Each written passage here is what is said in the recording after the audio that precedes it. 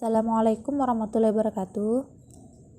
Saya Rahmatul Fitriani dan Ridho Ashari akan mempresentasikan materi hari ini statistik, yaitu salah satu analisis varians atau biasa disingkat dengan kata ANOVA.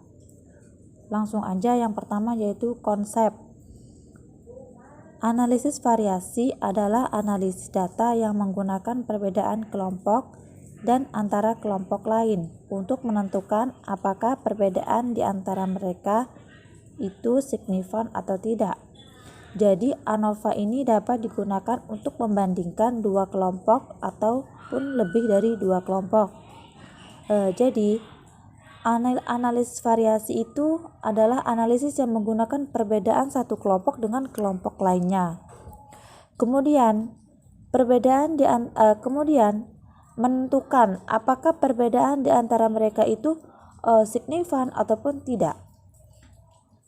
Jadi ANOVA ini bisa digunakan untuk membandingkan dua kelompok ataupun lebih dari dua kelompok. Selanjutnya yang kedua yaitu langkah-langkah.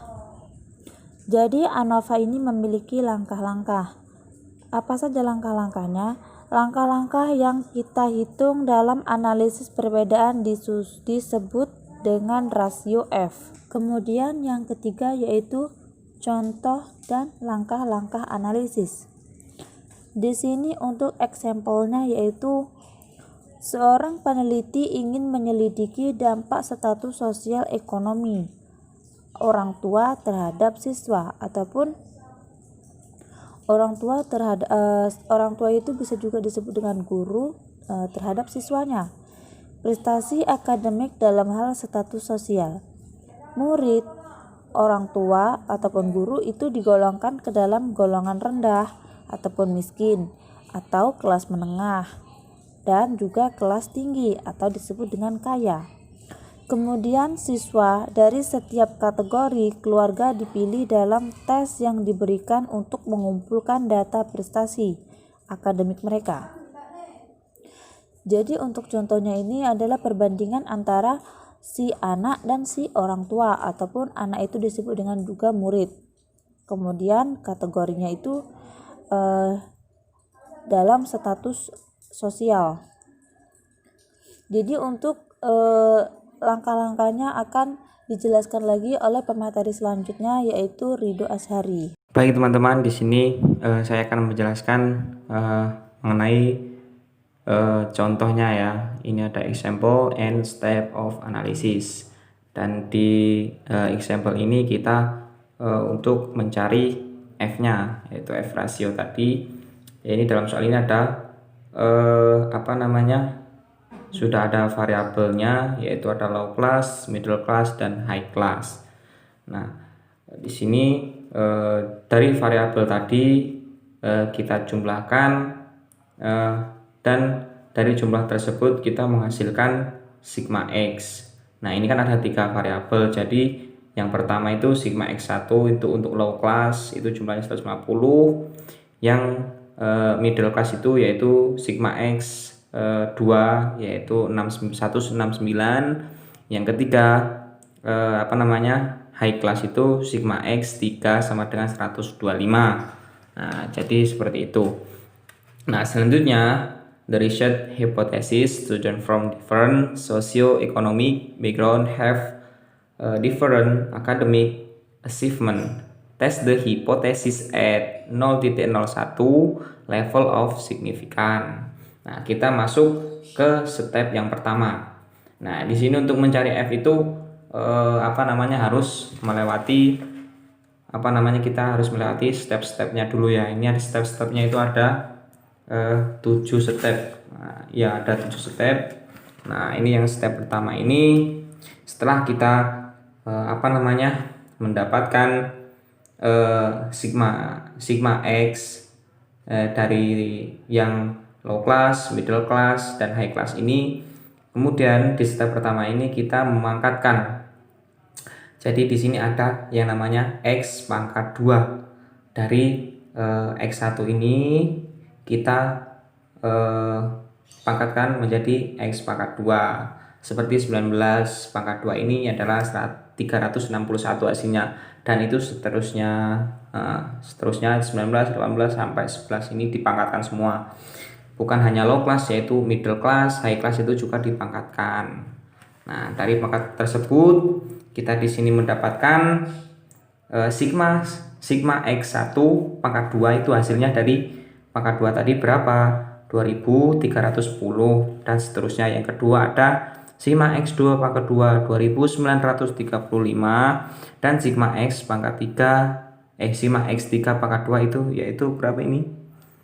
1585. Nah, setelah kita sudah melakukan step yang pertama ini, kita beralih ke step yang kedua, yaitu find the mean of each group and the grand mean.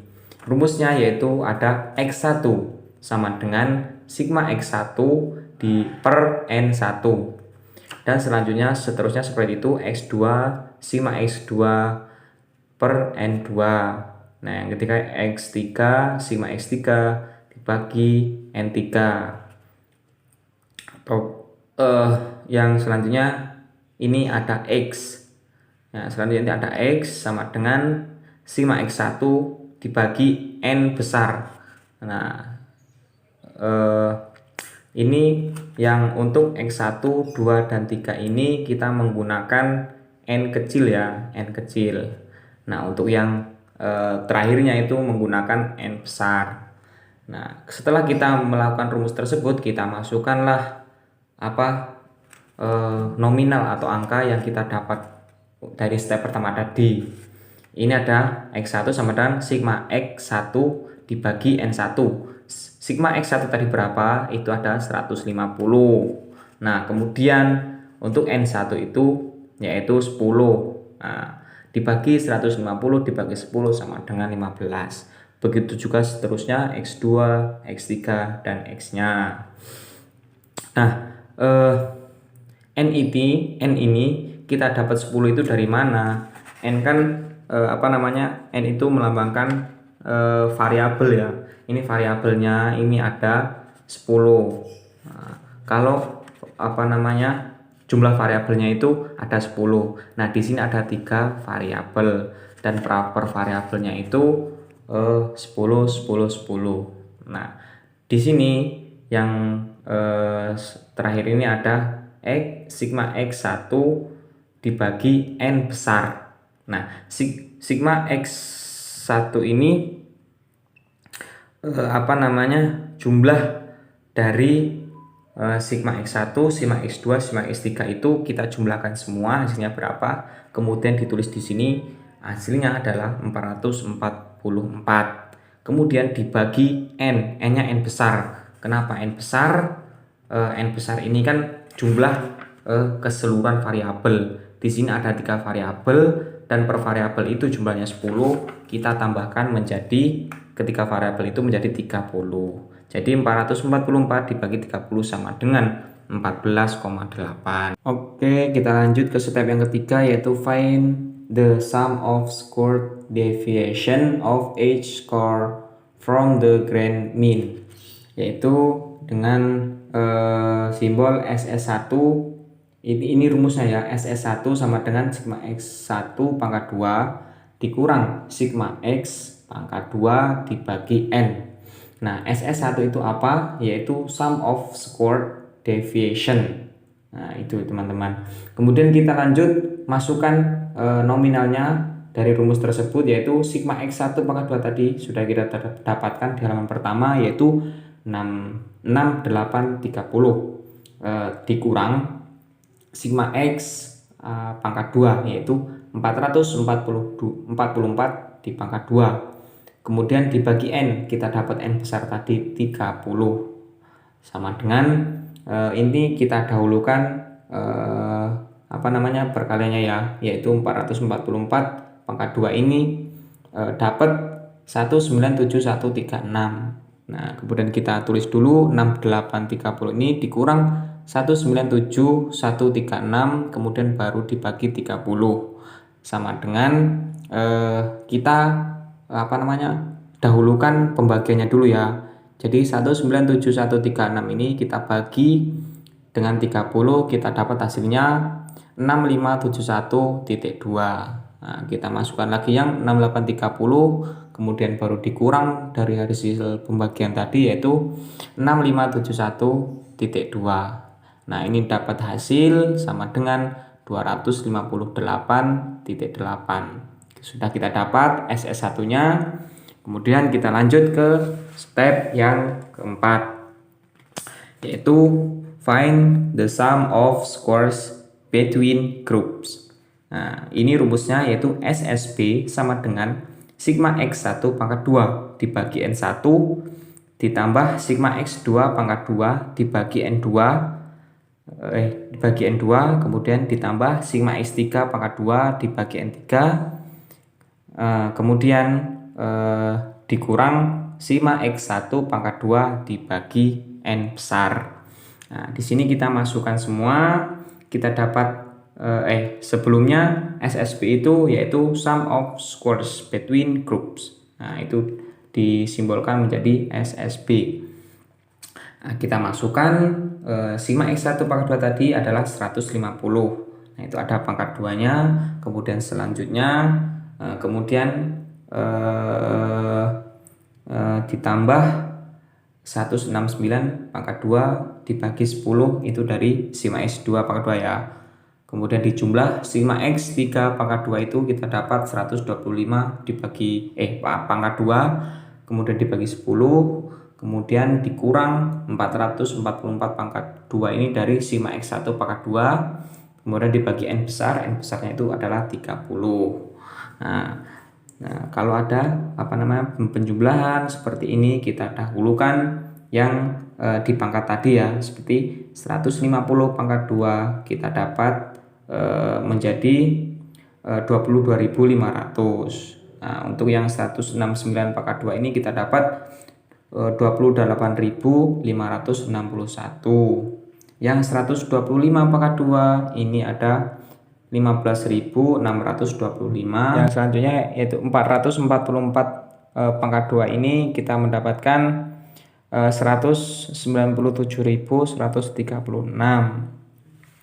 Nah, untuk yang bawahnya tetap sama untuk pembagiannya, yaitu di sini 22.500 dibagi 10 kita dapat 2.250, kemudian 28.561 dibagi 10 ini kita dapat 2.856,1. Yang selanjutnya 15.625 dibagi 10 ini ada 15.562,5. Kemudian yang 197.136 ini dibagi 30 menjadi 6.571,2. Kemudian kita jumlahkan dulu yang penjumlahannya, karena penjumlahannya itu banyak. Kita jumlahkan dulu, kita dapat hasilnya menjadi 6.668,6 dikurang, nah baru yang terakhir tadi 6.571,2. Kita dapat hasilnya sama dengan 97,4. Nah, di sini kita sudah mendapatkan SSB-nya ya, squares between groups, yaitu SSB kita dapat 97,4. Ya, kita lanjut ke step yang kelima ya teman-teman, yaitu find the sum of squares within groups. Nah, yaitu rumusnya SSW. Nah, SSW itu apa? Yaitu sum of squares within group. Nah, itu rumusnya SSW sama dengan sigma X1 pangkat 2 dikurang sigma X1 pangkat 2 dibagi N1 ditambah sigma X2 pangkat 2 dikurang sigma X2 pangkat 2 dibagi N2. Kemudian ditambah sigma X3 pangkat 2 dikurang sigma X3 pangkat 2 dibagi N3. Nah, itu rumusnya ya teman-teman. Setelah kita mengetahui rumusnya itu, baru kita memasukkan angka-angkanya atau nominal-nominalnya yang sesuai dengan sudah kita hasilkan tadi. Nah, ini langsung saja ya, karena panjang ini. Kita dapatkan untuk SSB ini yaitu 161,4. Nah, setelah kita dapatkan SSB ini, kemudian kita lanjut ke step yang ke-6, yaitu find the mean squares between groups. Nah, ini rumusnya itu ada MSB, yaitu mean square between. Nah, disingkat dengan MSB, sama dengan SSB per DFB, where DFB is the number of groups, K mean 1. Nah, ya ini kita sebelum melanjutkan ke yang ke nominalnya, kita mencari DFB dulu ya.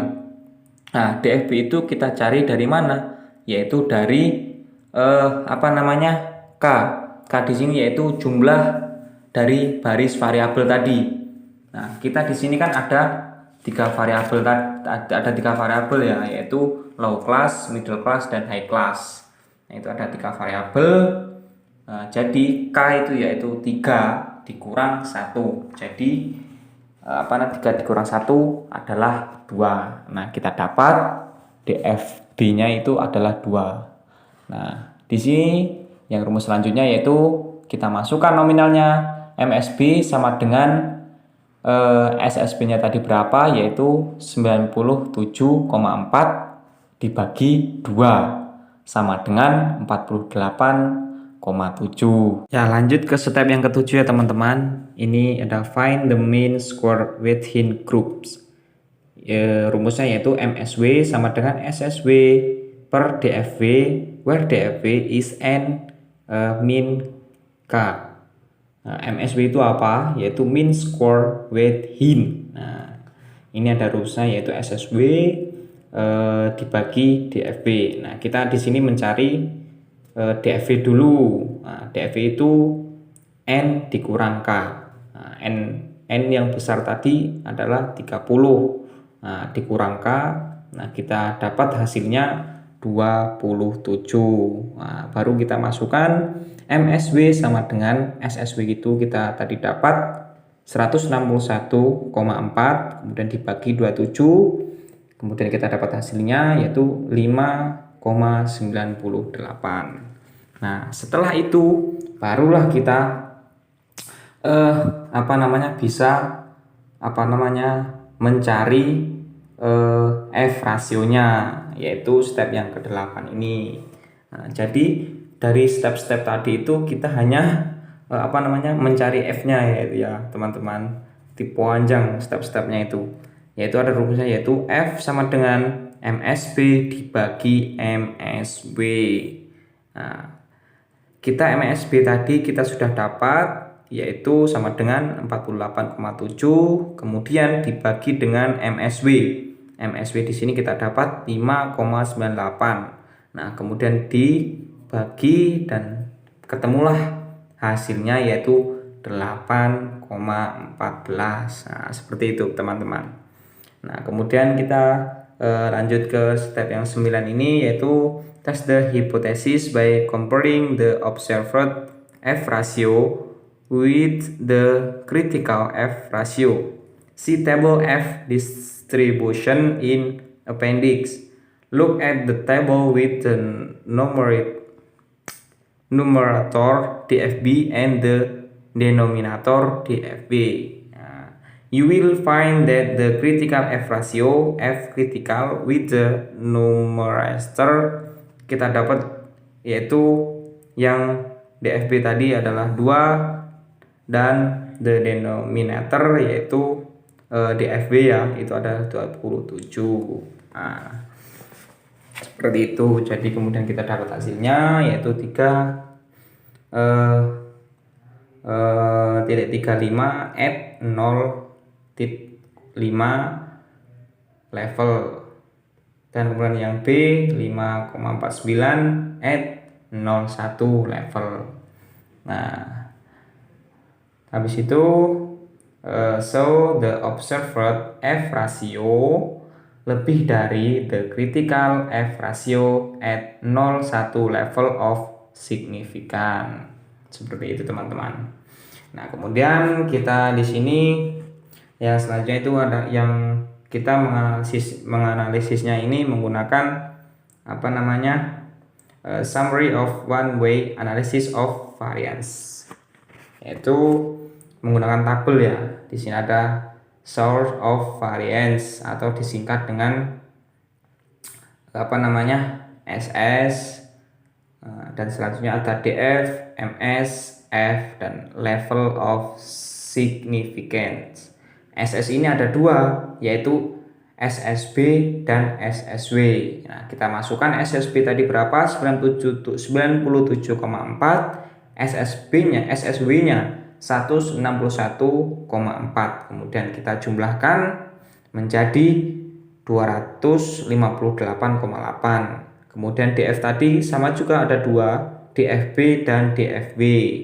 DFB tadi ada 2 dan DFW ada 27. Kita jumlahkan menjadi 29. Kemudian MS tadi ada MSB dan MSW, kita tulis di sini MSB-nya 48,70, MSW-nya 5,98 dan F-nya atau F rasionya itu ada 8,14 dan level of signifikannya 0,01.